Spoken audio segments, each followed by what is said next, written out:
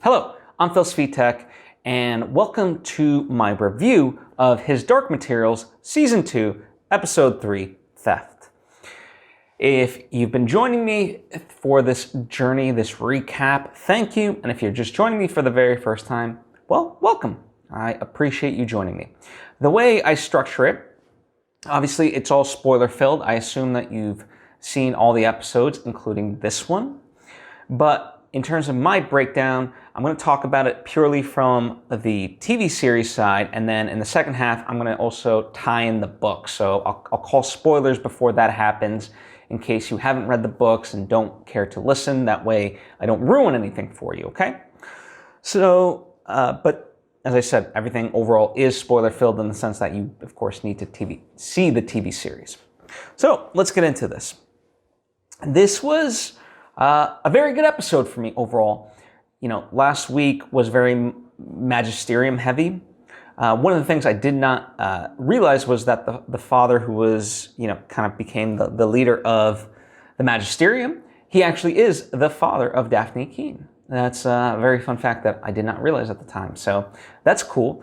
But as far as, I made it very known that I just think there's so many more interesting parts to this world that the Magisterium, to me, is not necessarily one of them. I get it. They're nefarious and they're, something to be feared. But this episode was far better. We got to see Lee and really follow him. Of course, we got the good old Baird King. We got a little bit of the witches. And we got a lot more of Will and Lyra, right? So I appreciate that. So let's, I guess, I'll start small and then kind of build up. So overall, it was great to see the Bear King. And, it's a great scene because now, we're seeing the tie-in of all our good characters, right?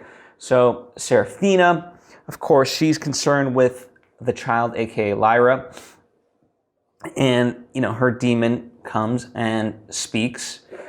And you could just see that, when it's regarding Serefina, it doesn't mean much.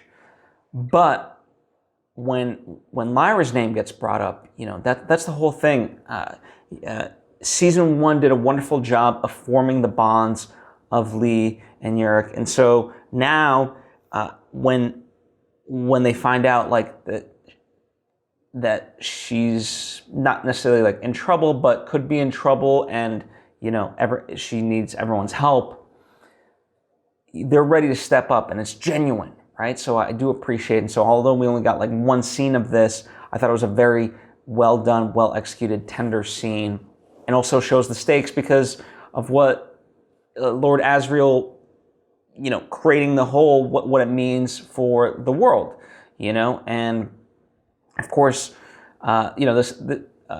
this doesn't spoil anything, but this is straight from the book as far as the effects of it. And I think, it speaks to a little bit about environmentalism and so forth. And it's not being shoehorned in. It was always kind of very much that way as part of the books. So I appreciate them translating that into the TV series. The big aspect of this week really came from Lee Scoresby. He's on the search for Grumman, and it's great that we're seeing a little bit of him in these mysterious ways. We get his hands and things like that, and it's as if he is calling Lee towards him. We don't necessarily know why, what he intends with Lee and things like that, but certainly their paths are on a collision course, and certainly Lee would like that. And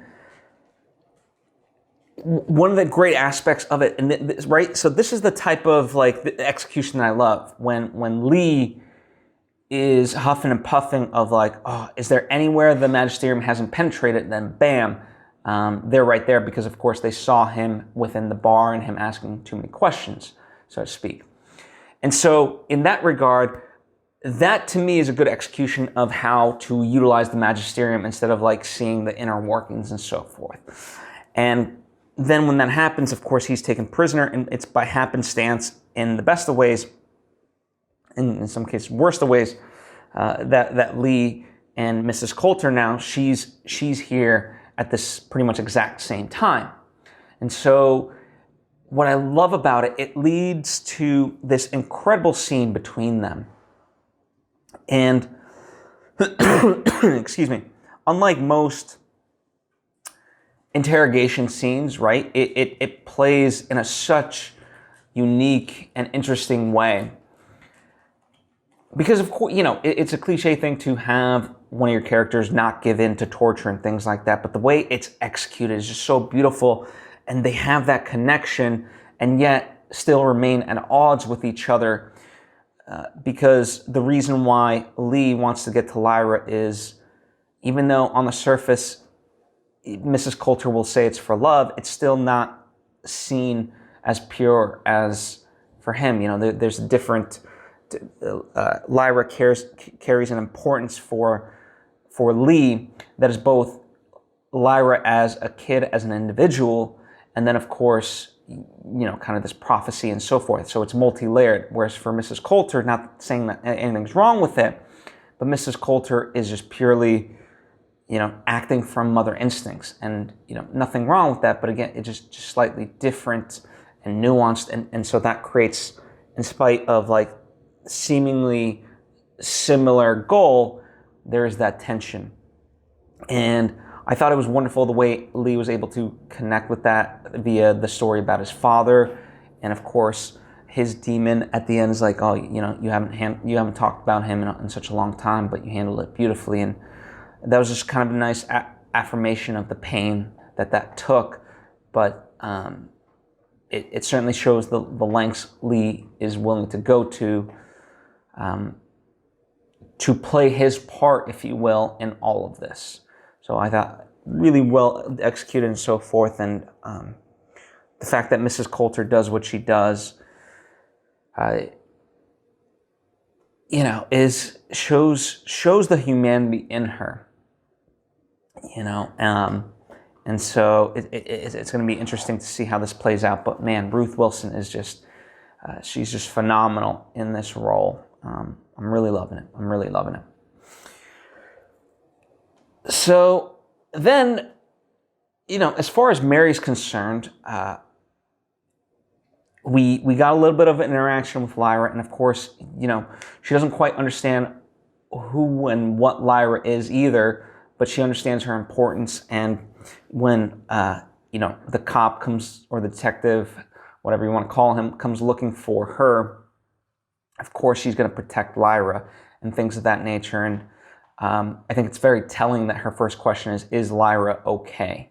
And the fact that she can't get an answer from that frustrates her. You know, as she says to the machine, the cave, it's just a simple one-word answer, yes or no. And she doesn't get what she wants, but she goes home and consults the I Ching. And this is kind of interesting to see. Obviously, there's a connection being made, you know, between her and the machine. So in spite of her frustrations, you know, we get this, the machine spits out a snake, which is of course in reference to Charles and his demon, and obviously the biblical implications of that. But you know, when she's using the I Ching later, the machine itself is spitting out images, and you can kind of, you know, Mary feels that connection. I thought they did a really wonderful job of filming that, and the actress playing Mary, she executes well, emoting, you know, that sort of, I don't know, I'll call it like an ET-like connection between her and the machine, if you will. We also get her nieces coming in, as well as her sister, and I don't know exactly where this is necessarily headed and how it's going to kind of play out, or what my thoughts initially are. I thought, you know, overall it was just kind of a reminder of that Mary is very much a workaholic, and also to drive home that, you know, her research is about to be shut down, and so forth. So I thought this was more plot driven, as far as, you know, having that scene with her nieces than than perhaps character, but we'll see, we'll see how it all plays out. Now, of course, the big aspect of this is, the theft. And Lyra makes this decision to go out in the morning without waking up Will, without telling Will. Of course, it's a risk. Pantalaimon is not for this, but she does it anyway because, of course, she's Lyra and she feels this is needed. And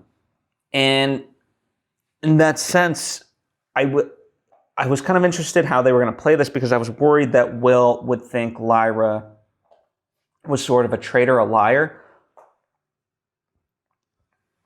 But that didn't happen, of course. Instead, he is worried genuinely. He's kind of looking out, and it does set up the tower, the Angelini. I'm terrible with pronunciations and names, so forgive me. But of course, the tower, it's been drawing Will since the get-go, and so now he gets a better look at it, and we get a nice reminder of the specters and kind of,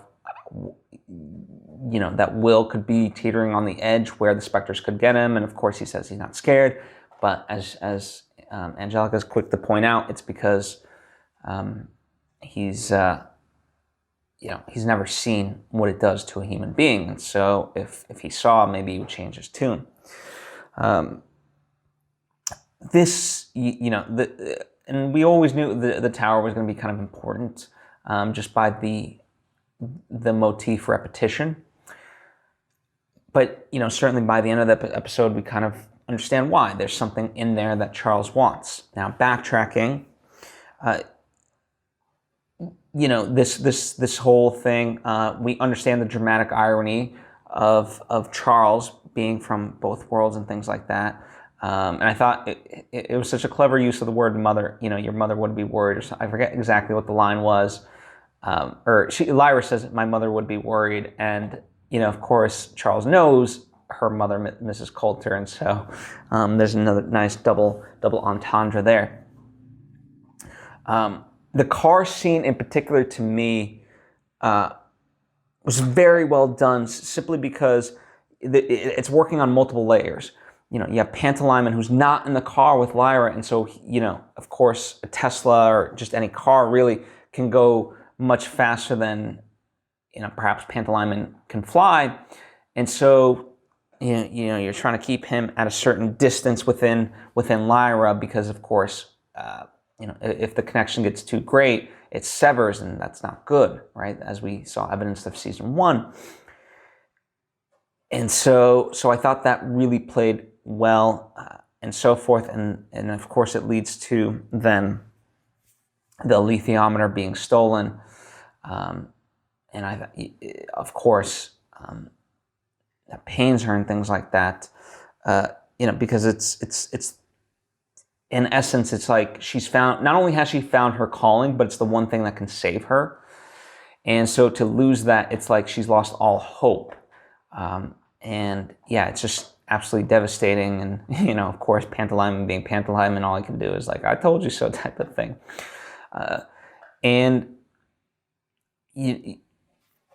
As much as Will needs Lyra in order to find his father, it's great because Lyra does also need Will, not only for the aspect of, that he knows this world and how to navigate about it, and certainly the movie theater scene was a nice moment with them, and especially Lyra says, just because I'm not crying in a corner all the time doesn't mean I'm not taking things seriously. I thought that was a great little moment. But as far as the greater point about Will, he has an ability to remain calm and, go about it, whereas Lyra, certainly, she has much more, let's say, animalistic instincts, as evidenced, her throwing, I believe it's the glass, pretty at Charles when she sees the alethiometer and he's not ready to give it back. And Will just continues to have a much more cooler head, and in fact, Lyra's, I'll just continue saying, animalistic nature, that's what she got tricked into by the detective. He suckered her into, and how's Will? Or whatever the question was. And she says, Will looks great. Of course, he was baiting her, and she played right into it. Whereas I think Will always has a much more cautious stance, so I don't think, he's not one that would have like fell for that. But I think overall, like, it set up the episode really great to the importance of this tower, and we find out what's in the tower. Now, we don't know what purpose it serves, but certainly if Charles is willing to trade the alethiometer, of course it has to be something of great importance. And so, as Will says, like, Will's willing to trade it, and at the end, Lyra is too. So it sets up it's a great little cliffhanger. It's a great action to end on, as far as like, okay, this is what we got to do next episode. Boom, boom, boom, go. Right. So very exciting. So those are overall my thoughts. I thought really great episode, both in terms of action and character, raising the stakes, just really well done. And now getting into the book side of things. So if you haven't read the books and don't want to have things spoiled, now is the time to tune out. So thank you for joining me. And also, to that effect, please share your thoughts, whether down in the comment section or hit me up on social media at Svitek. I would love to continue this conversation with you. So, but it's, this episode a lot more regimented in terms of the book. Granted, the scene with Mrs. Coulter and Lee, that was not in the book. Mary having nieces and so forth, and that family interaction, that is a little bit new, but in spirit, it was a lot more truer to the books than last episode. And so, whenever that happens, I certainly appreciate it. And it was just great to kind of really see, the words of the book really come to life. And so there's not really many spoilers in that regard. Obviously, like, we know where things are headed, based on the books. Will's got to get the knife.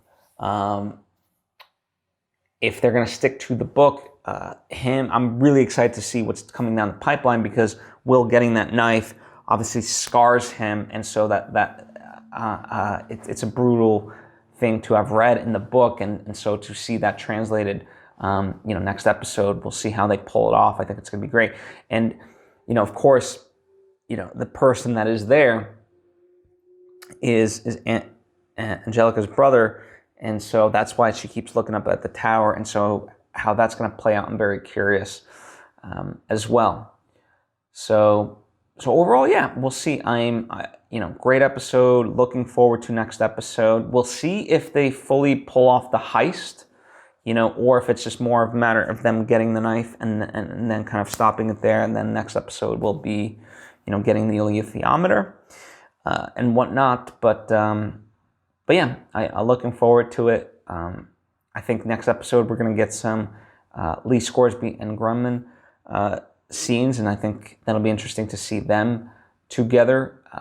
In the book, as I recall, that came a little bit later in terms of their adventures, but nothing wrong with, I don't mind kind of more the parallel action. Of course, a book is much more apt to go character by character and just kind of see a scene from start to finish, whereas this parallel actions it and intercuts it a little bit, just because that's the nature of the medium. So I do appreciate it in that sense. Anyway, those are my thoughts. Thank you for joining me. I don't want this to be just a one-way conversation. I really would love to hear your thoughts on this episode, the series, the season, whatever the case may be.